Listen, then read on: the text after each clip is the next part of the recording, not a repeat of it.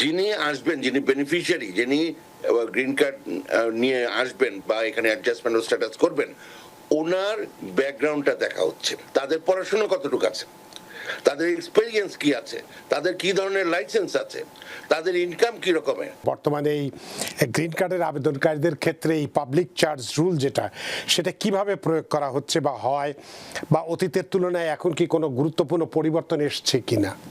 জি, আপনি যিনি আসবেন, যিনি বেনিফিশিয়ারি, যিনি গ্রিন কার্ড নিয়ে আসবেন বা এখানে অ্যাডজাস্টমেন্ট ও স্ট্যাটাস করবেন, ওনার ব্যাকগ্রাউন্ডটা দেখা হচ্ছে, ওনার কার্যকলাপ দেখা হচ্ছে।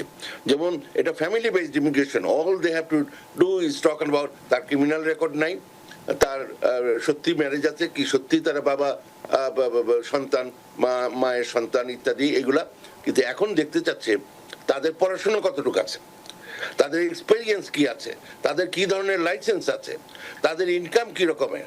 ফলে মানে যিনি গ্রিন কার্ড নিয়ে আসবেন, ওনার ব্যাংক স্টেটমেন্ট, ওনার ট্যাক্স রিটার্ন, হ্যাঁ জয়েন্ট ট্যাক্স রিটার্ন তো অবশ্যই হলে ভালো হয়, কিন্তু ওনার যে ইনকামগুলো আছে, ওনার যে বিভিন্ন লাইসেন্স আছে, হ্যাঁ ওনার যে পড়াশোনা আছে, এগুলা দিয়ে দেখাতে হবে ওনার একটা পটেনশিয়াল আছে যে উনি এখানে এসে বেকার টেকার থাকবে না, বা এই যে পাস করার পর থেকে সে রেগুলার কাজ করে যাচ্ছে, তার মানে সে অলস হবে না। কারণ এখানে তো দুই ধরনের হয়, একটা হচ্ছে যে মানে যোগ্যতা নাই, এসে বললো যে আমি ইংরেজি পারি না, এটা। আর একটা বিরাট গ্রুপ আছে অলস, এই জন্য বহু সমস্যা হচ্ছে। বিয়ে করে আনছে, হ্যাঁ বিয়ে হয়েছে ইত্যাদি, হ্যাঁ বা আসছে আত্মীয় স্বজন বিভিন্নভাবে, তারপর তাদের কাজ টাজ করে না, বসে থাকে, চাকরি চেষ্টা বলে করিতেছে, হ্যাঁ কিন্তু এদিকে দেশ ও জাতির সেবা সবই চলতেছে। তো এই যে জিনিসগুলো, এগুলো বন্ধ করার চেষ্টা চলতেছে।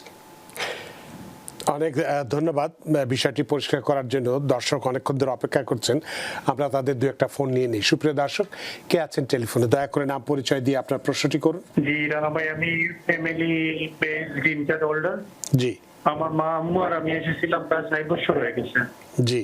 তো আমি নিয়মিত ট্যাক্স পেমেন্ট করছি। আমি ডানকিন ডোনারে জব করি। জি। আমার 4 ইয়ার্সের কেস ট্যাক্স অল ক্লিয়ার। জি।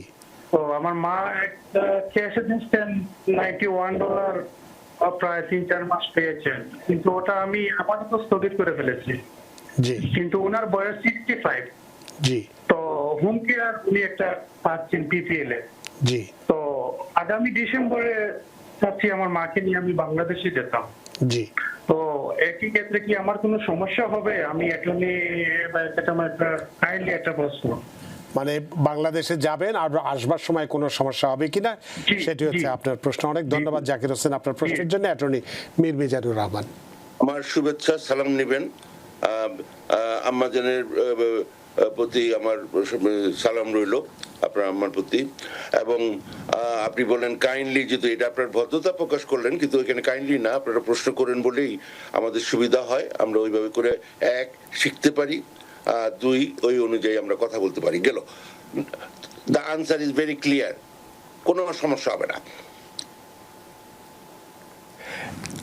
জাকির হোসেন এক কথায় কিন্তু জবাব হয়ে গেছে, কোনো সমস্যা নেই। অর্থাৎ আপনি আপনার আম্মাকে নিয়ে দেশে যেতে পারেন এবং আসতেও পারেন, কোনো সমস্যা হবে না, এটাই স্বাভাবিক। এবং আমরাও তাই মনে করি যে কোনো সমস্যা, যেহেতু আপনার তো আর অন্য কোনো অপরাধ তো আর নেই। যদি অপরাধ থেকে থাকে তাহলে সেক্ষেত্রে হয়তো ব্যতিক্রম কিছু ঘটতে পারে, কিন্তু যেহেতু আপনার সব কিছু ক্লিয়ার, আপনার ট্যাক্স ফাইল করেন, সব কিছুই করেন, কোনো সমস্যা আছে বলে মনে হয় না। অ্যাটর্নি মীর মিজানুর রহমান সেই ধরনেরই মতামত দিয়েছেন। আপনার প্রশ্নের জন্য অনেক ধন্যবাদ।